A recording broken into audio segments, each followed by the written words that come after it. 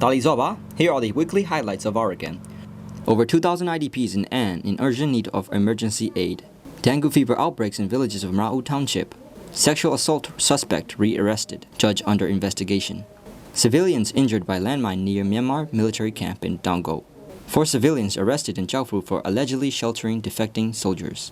In Arakan, intense fighting between the Myanmar military and the Arakan army has been ongoing for over a year. From June 30 to July 6, 2025, we will be bringing you notable updates from Arakan. Over 2,000 IDPs in An in urgent need of emergency aid. In An Township, more than 2,000 internally displaced persons are in urgent need of shelter, food, and healthcare during the raining season. According to sources close to the displaced communities, they're staying in monasteries and schools in villages at the foot of Roma Mountain and others. Due to overcrowding and lack of proper shelter, some are living in makeshift huts in fields and farmlands. They are also facing outbreaks of dengue and malaria, with hospitals and clinics far away. Combined with transportation and financial difficulties, they are experiencing serious challenges. In June alone, at least 15 IDPs reportedly died due to dengue outbreaks and lack of access to medicine. Dengue fever outbreaks in villages of Mrauk-U Township. In Mrauk-U Township, villages from Khosong, Okan, Mrauk, Gongbang, Shancho, Semo, Wat La are experiencing widespread cases of dengue. 2 deaths have been reported. A 14-year-old child from Gongbang and an elderly man both died in the last week of June due to severe symptoms. Due to increased mosquito breeding during the rainy season, dengue and malaria cases are on the rise throughout Arakan. Sexual assault suspect re-arrested, judge under investigation. In Mirbun Township, a man previously released on bail after allegedly attempting to rape a woman has been re-arrested by the Department of Legal Enforcement and Public Security, which is under the Arakan People's Authority. The judge who granted him bail is also under investigation. The incident occurred on June 20, 2024, when a man of 24 years of age tried to assault a woman in her 20s while she was heading to a toilet near her home.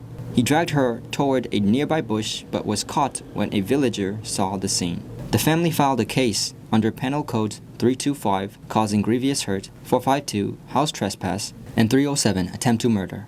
Over a year later, no progress has been made, prompting the victim's family to seek justice via the media. After the media reports, the suspect was rearrested and the judge involved is now being investigated. The victim's family still hopes for justice.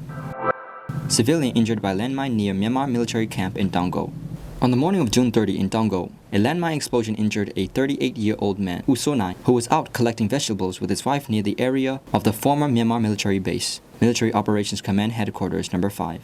Just a few days earlier, on June 26, another local, U Teng Wang, age 45, was injured by a landmine while working near the same area and died a day later. The presence of landmines and unexploded ordnance continues to pose serious threats to civilians, especially those in rural areas who rely on forest resources for their livelihoods. 4 civilians arrested in Japu for allegedly sheltering defecting soldiers. In Japu, where fighting between the AA and Junta forces is ongoing, 4 young men were arrested by the military for allegedly sheltering soldiers who defected from the front lines. The detainees Go Onbai, Go Mo Jotin, Go Mo Santuan, and Go Tagri were arrested from their homes on June 25th and are being held at 34th Light Infantry Battalion base in Japu. Whether they've been released remains unknown. This is not the first time locals have been arrested under similar suspicions. Currently, the AA is advancing near the town and is reportedly shelling junta units Light Infantry Battalion 542 and 543. As a result, most soldiers are deserting from the front lines. That concludes this week's highlights from Arakan. This program is presented every Tuesday, so please stay tuned. May all people of Arakan and the world stay healthy and safe.